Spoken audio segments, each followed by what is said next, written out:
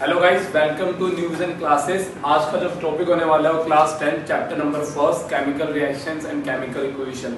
तो भाई इस चैप्टर में टॉपिक क्या क्या है? पहला है केमिकल रिएक्शंस एंड इक्वेशंस, फिर इक्वेशन को बैलेंस क्यों करते हैं और कैसे करते हैं, और फिर हम क्लास में पढ़ेंगे टाइप ऑफ केमिकल रिएक्शन। आज की जो वीडियो होगी वो इन दो टॉपिक्स के बारे में होगी, केमिकल रिएक्शंस एंड इक्वेशन और बैलेंस इक्वेशन। तो चलिए गाइस स्टार्ट करते हैं चैप्टर को।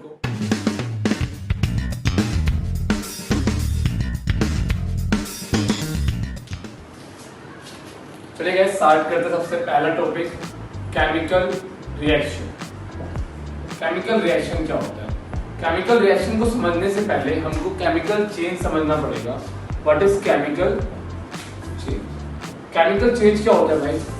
जब भी किसी की केमिकल कंपोजिशन में बदलाव होते हैं, केमिकल प्रॉपर्टीज में बदलाव होता है, तो उसे क्या बोला जाता है भाई? Chemical change. और जब भी केमिकल चेंज होगा तो वहां क्या देखने को मिलेगा? Chemical reaction. और केमिकल रिएक्शन की बुक में डेफिनेशन क्या है कि जब दो रिएक्टेंट्स मिलकर एक टोटली न्यू प्रोडक्ट फॉर्म करता हो जो इन दोनों से टोटली डिफरेंट हो। जैसे एग्जांपल यूज करते हैं, हाइड्रोजन प्लस ऑक्सीजन, क्या बनेगा भाई? वाटर। वाटर इन दोनों से टोटली क्या होगा? डिफरेंट होगा। तो सिंपल बात भाई, सिंपल बात क्या कि जब भी हम दो रिएक्टेंट्स को मिलाएं और एक टोटली न्यू प्रोडक्ट मिलता हो तो उसे क्या बोला जाएगा? Chemical reaction. अब ये जो होता है ये रिएक्टेंट्स होते हैं और ये जो होता है ये प्रोडक्ट होता है भाई। तो सिंपल हमें समझ में आ गया भाई व्हाट इज केमिकल रिएक्शन। तो chemical reaction is a part of chemical change. और व्हाट इज केमिकल चेंज? जब भी किसी कंपाउंड की या एलिमेंट की केमिकल प्रॉपर्टीज में चेंजेस होगा तो उसको क्या बोला जाएगा? Chemical change. इसके अलावा इसका एक और डेफिनेशन समझ सकते हैं। क्या है वो डेफिनेशन? कि जब हम दो चीजों को मिलाएं और टोटली एक न्यू प्रोडक्ट बनता हो तो उसे क्या बोला जाएगा? Chemical reaction. यहां तक समझ में आया? अब स्टार्ट करते हैं अपना next topic, chemical equation. What is chemical equation? जैसे मान लो भाई हाइड्रोजन प्लस ऑक्सीजन क्या आ रहा है? वाटर आ रहा है। तो ये केमिकल रिएक्शन है। अब हाइड्रोजन का सिंबल क्या होता है? हाइड्रोजन का सिंबल होता है H2, ऑक्सीजन का O2। क्या देगा भाई? ये गिव्स वाटर। तो एक चीज समझो, जब मैंने केमिकल रिएक्शन का सिंबलिक रिप्रेजेंटेशन किया, सिंबल लिख दिया ना भाई इसके, H2 O2 H2O, तो क्या हो गया? केमिकल रिएक्शंस का सिंबलिक रिप्रेजेंटेशन क्या कहलाएगा? Chemical equation. उसके बाद भाई हम समझते हैं कि हम किस किस केस में कह सकते हैं कि यहाँ केमिकल चेंज हुआ है, यहाँ केमिकल रिएक्शन हुआ है। तो सबसे पहला आता है चेंज इन स्टेट। जब भी किसी की स्टेट में चेंजेस होगा, जैसे क्या? सॉलिड से लिक्विड, लिक्विड से गैस, तो हम कहेंगे केमिकल रिएक्शन है। चेंज इन टेम्परेचर, किसी के टेम्परेचर में बदलाव होता है तो भी हम कहेंगे भाई केमिकल रिएक्शन हुआ है। चेंज इन कलर, किसी के कलर में चेंजेस हुआ है तब भी हम कहेंगे केमिकल रिएक्शन है। और नेक्स्ट इवोल्यूशन ऑफ गैस, मतलब गैस जो निकल रही है ना, अगर गैस रिलीज होती है तब भी हम क्या कहेंगे कि यहाँ पर केमिकल रिएक्शन हुआ है। और एक जो भाई फिफ्थ है जो हमारा formation of precipitate, formation of precipitate. What is precipitate? Precipitate होता है भाई इनसॉल्युबल सॉलिड। इसको क्या बोलते हैं? Insoluble solid. इसको डिटेल समझाया जाएगा भाई डबल डिस्प्लेसमेंट रिएक्शन समझाते वक्त। तो अभी इतना याद रखना, इट इज इनसॉल्युबल सॉलिड, जिसको हम क्या बोलते हैं? प्रेसिपिटेट। तो इन 5 केसेस में हम बोल सकते हैं भाई, जैसे चेंज इन स्टेट हो गया, चेंज इन टेम्परेचर हो गया, चेंज इन कलर हो गया, गैस का रिलीज हो गया, या फिर formation of precipitate. In cases में हम क्या कहेंगे कि यहाँ पर केमिकल रिएक्शन हुआ है। और हमने सीख लिया भाई केमिकल रिएक्शन क्या होती है, केमिकल चेंज क्या होता है, ठीक है, रिएक्टेंट्स क्या होते हैं, प्रोडक्ट क्या होता है, किस किस केस में हम कह सकते हैं केमिकल चेंजेस हुआ है। उसके बाद हमने सीखा केमिकल इक्वेशन क्या है। केमिकल इक्वेशन है केमिकल रिएक्शन का symbolic representation is known as chemical equation. इसको आराम से भाई समझ लो, देन आगे स्टार्ट करते हैं। भाई स्टार्ट करते हैं balanced chemical equation, skeletal equation. Why do we need a balanced chemical equation?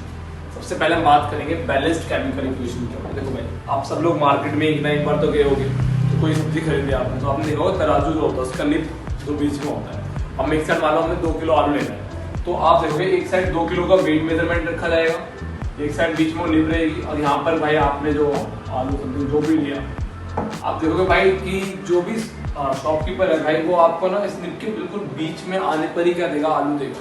ठीक है, क्यों? क्योंकि इसका मतलब क्या है कि जब बीच में अगर इसका मतलब 2 किलो इधर भी है 2 किलो इधर भी है, दैट इज बैलेंस्ड। ऐसे ही केमिकल इक्वेशन भी दोनों तरफ क्या होती है, बैलेंस्ड होती है। दोनों तरफ मतलब reactant side and product side. Example easy लेके समझेंगे ताकि आपको समझ में आ जाए। हाइड्रोजन साथ में ऑक्सीजन H2, चेक करो भाई यहाँ कितना हाइड्रोजन है 2, कितना ऑक्सीजन है 2, इस साइड कितना हाइड्रोजन है 2, ऑक्सीजन कितना है 1।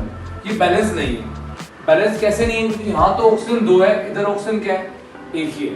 तो ऐसी इक्वेशन को बोलते हैं स्केलेटल इक्वेशन, जब इक्वेशन बैलेंस ना हो। सिंपल भाई, इक्वेशन बैलेंस नहीं होगी तो स्केलेटल इक्वेशन हो गई, इक्वेशन बैलेंस नहीं होती है। अब बैलेंस करनी क्यों जरूरी है? तो बैलेंस इसलिए करनी जरूरी है भाई, तो 9th क्लास में आपने पढ़ा होगा law of conservation of mass. Conservation of mass क्या होता है कि mass neither be created not be destroyed in a chemical reaction. अब ये मास क्या है समझना। यहाँ हाइड्रोजन, वैसे नॉर्मल हाइड्रोजन का मास कितना होता है, 1 होता है। कितना हाइड्रोजन है 2। ऑक्सीजन का एक का मास कितना होता है भाई 16, 2 है तो कितने हो गए 2 प्लस 32, कितना मास हो गया 34। इस साइड आओ, एक हाइड्रोजन का 1 कितना आएगा भाई 2 प्लस 16 कितना आ रहा है 18। एक तरफ 34 है, एक तरफ 18 है, तो इक्वल थोड़ी है, ये तो अनबैलेंस हो गया ना। तो हमने यहाँ पे क्या लिखा था, law of conservation of mass क्या रहता है कि mass neither be created not be destroyed, मतलब दोनों तरफ इक्वल मास होना चाहिए। और ये दोनों तरफ इक्वल मास कब होगा, जब number of elements in reactant side and product side should be equal. जब दोनों तरफ रिएक्टेंट साइड भी और प्रोडक्ट साइड भी एलिमेंट्स का नंबर इक्वल होगा तो उस दौरान क्या होगी भाई, लॉ ऑफ कंजर्वेशन ऑफ मास सही से अप्लाई हो पाएगी। इसलिए हम क्या करते हैं, दोनों तरफ एलिमेंट्स को बैलेंस करते हैं। कैसे करेंगे भाई देखना, वैसे इसकी एक सेपरेट वीडियो बनाएंगे हम लोग, हम इसकी सेपरेट वीडियो बनाएंगे कि भाई कैसे इक्वेशन को बैलेंस करते हैं। ठीक है, लेकिन फिलहाल अभी नॉर्मल तरीके से सीखते हैं कि क्या होगा। देखना भाई, हाइड्रोजन कितना है 2, इधर हाइड्रोजन कितना है 2, ऑक्सीजन कितना है भाई 2, इस साइड कितना है 1। तो मैंने क्या करा, इधर 2 से मल्टीप्लाई कर दिया। अब देखो हाइड्रोजन 4 हो गया और ऑक्सीजन कितना हो गया 2, मतलब ऑक्सीजन तो बैलेंस हो गया। लेकिन जब हमने ऑक्सीजन को बैलेंस किया तो हाइड्रोजन हिल गया भाई हल्का सा। तो अब क्या करेंगे, इधर भी 2 लगा दो। तो हाइड्रोजन इधर कितना है 4, इधर भी कितना है 4, ऑक्सीजन कितना है 2, इधर भी कितना है 2। अब लगाओ ये लॉ ऑफ कंजर्वेशन ऑफ मास। यहाँ कितना हाइड्रोजन है 4, एक हाइड्रोजन का मास 1, एक ऑक्सीजन का मास कितना 16, 2 है तो 2 से मल्टीप्लाई, 4 प्लस 32 आंसर कितना आएगा 36। और भाई आपको पता है यू लगाते हैं, यूनिफाइड मास जो ऐसा यूनिट है इसकी। यहाँ देखो भाई 2 को रखो बाहर, एक हाइड्रोजन का मास कितना 1, 2 का कितना, एक ऑक्सीजन का मास कितना 2 प्लस 16 कितना आएगा भाई 18 आएगा। चेक करो दोनों तरफ कितना आ रहा है 36u। अब दोनों तरफ इक्वल मास है तो law of conservation of mass क्या हो गया, आसानी से अप्लाई हो गया। और ये कब हुआ अप्लाई, जब दोनों तरफ एलिमेंट्स का नंबर क्या था, रिएक्टेंट साइड भी और प्रोडक्ट साइड भी एलिमेंट का नंबर क्या था, इक्वल था, तभी हम क्या लगा पाए, लॉ ऑफ कंजर्वेशन ऑफ मास। तो अभी हमने क्या सीखा भाई, बैलेंस इक्वेशन क्या होती है। बैलेंस इक्वेशन क्या होती है, जब दोनों तरफ नंबर ऑफ एलिमेंट सेम होते हैं तो उसको बोलते हैं बैलेंस इक्वेशन। जब बैलेंस नहीं होगी, दोनों तरफ नंबर ऑफ एलिमेंट सेम नहीं होंगे तो उसका स्केलेटल इक्वेशन बोला जाएगा। करते क्यों है, क्योंकि law of conservation of mass follow होना होता है। और लॉ ऑफ कंजर्वेशन ऑफ मास कब फॉलो होगा, जब दोनों तरफ एलिमेंट्स क्या होंगे, सेम होंगे। वीडियो को लाइक शेयर करना ना भूलें गाइस, और चैनल को सब्सक्राइब कर दें और बेल आइकन दबा दें गाइस, और नोटिफिकेशन को ऑल पे सेट कर देना, तभी आपको लेटेस्ट वीडियो का पता चल पाएगा गाइस।